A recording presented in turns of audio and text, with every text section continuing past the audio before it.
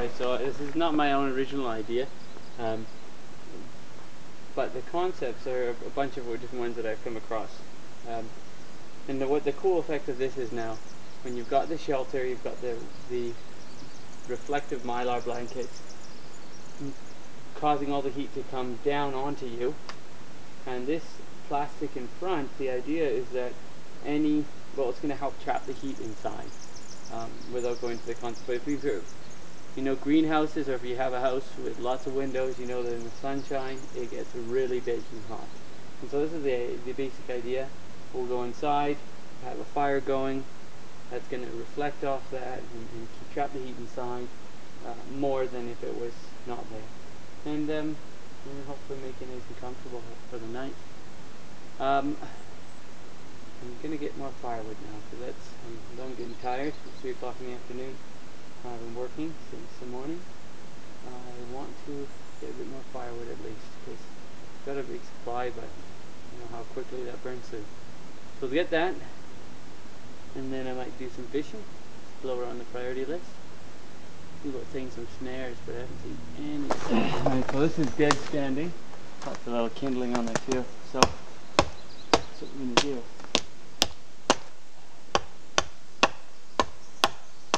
Get in there. I'm going to take a piece of this. I'm going to put it on their tongue. If you touch it and it's dry and it sticks to you, sticks to your tongue, then it's good. And sure enough, this one is dry. Wow. And it's easy to push down, so extra benefit. Alright, the right way. Let's take that one back.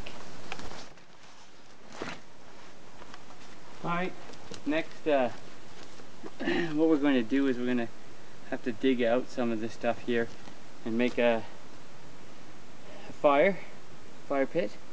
I'm going to dig it down. I'm going to clear out the brush, make sure there's no roots near there, and that way it'll be big enough, and the digging it down will help reflect it off the dirt into our shelter and give us a bit more warmth.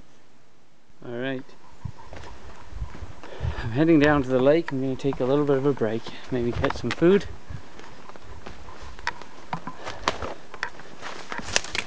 Remember where we are.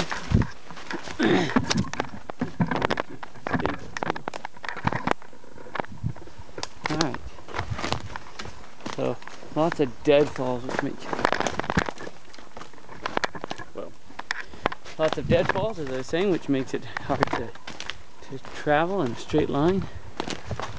But good thing, the lake is in front of me, our shelter. You can still see it from back here, from out here, and it'll make it easier. I'm going to try a bit of fishing. My dad's out there somewhere. He's got the canoe. See how successful he is. Well, what do we have here? Only food. So I've got a bit of line here, and I've got extra line to add to this survival kit. If I don't need it, I don't need it. What I did do is I took a hint from John, Intense Angler, and brought some eyelets with me. These little things. And what we're going to do, we're going to put them on this not so straight pole to help us get a bit of distance. You have to cast a little bit. Definitely see them jumping out there. Oh, the sunshine must have brought out a hatch or something. Alright. Alright, so I just spent a good half an hour, 3/4 of an hour untangling this survival fishing kit. What we have now is we've got this, and I've put an artificial fly I brought with me on a float to give me some distance for casting. And I'm going to go out, they're jumping everywhere, and I'm going to do a bit of fishing.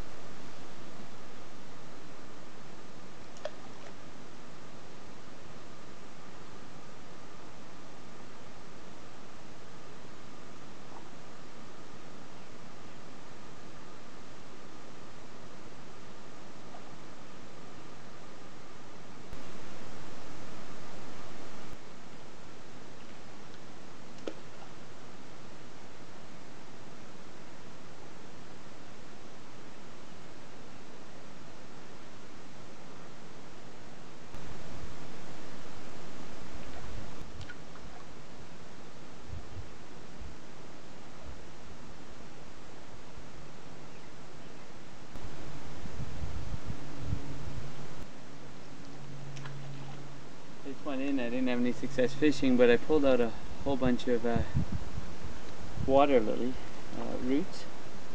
They're supposed to be edible. We'll have to see. So I'll clean these up and take them back to camp and cook them up for dinner a bit later. So now I'll just do a bit of cleaning here and take up what's good with me. Well, I've caught myself a little frog, and fortunately for him, he's not big enough to really warrant being eaten, so he goes back in the water. But we have pulled up some pond lilies, and we've got over here some cattail roots that we're going to cook up a bit later. I'm going to look for some more before it gets too cold, and then I'll have to make sure that I'm dry. This tree is another nice find. It's got a lot of sap coming out of it. It's going to be really good for, in this situation, lighting a fire.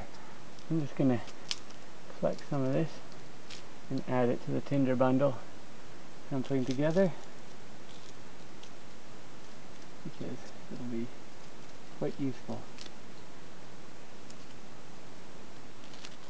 So when I was out earlier, I saw some birch trees, so I put a whole bunch of birch bark in my pocket.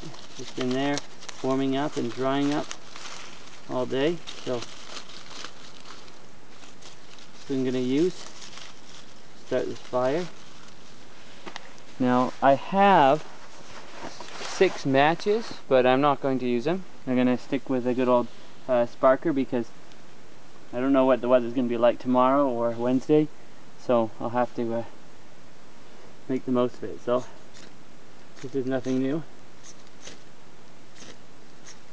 Now, the likelihood of this being able to take without prepping it is low. So what I'm going to do is I'm going to scratch up some tinder off of this thing, and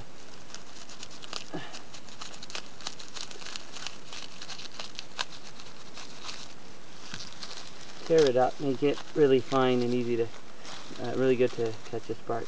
So I'll go at it.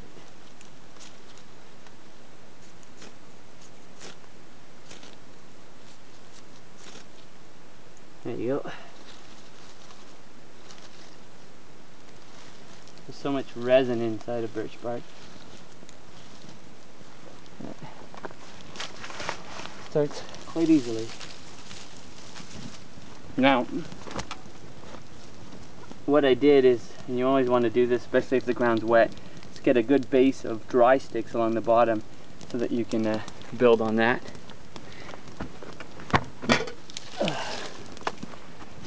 My tinder was, all my kindling and everything was ready. There's a couple of these which are really resiny sticks that I've chosen just to make it easier.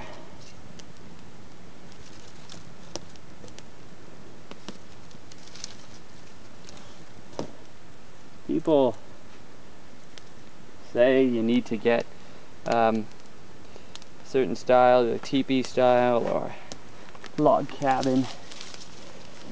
Well, they all work on the same concept, which is you need air that comes in and goes up, and that hot air causes the flames to go up and heat and dry and ignite the rest of the wood. So I don't care which one you use. I know some people are super argumentative about it, but if you get a fire going, you get a fire going.